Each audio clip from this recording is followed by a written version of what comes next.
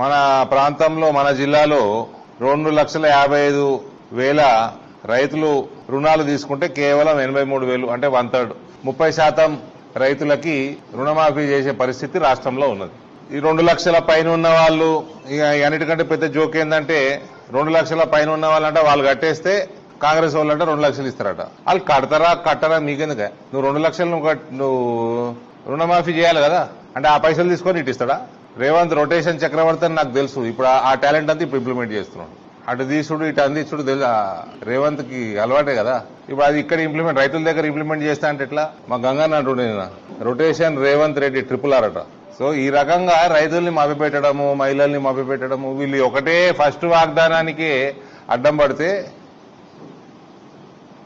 వీళ్ళు చేసేది ఎప్పుడు? ప్రజలలో ద్వేషం పెరుగుతా ఉన్నది ప్రభుత్వం మీద.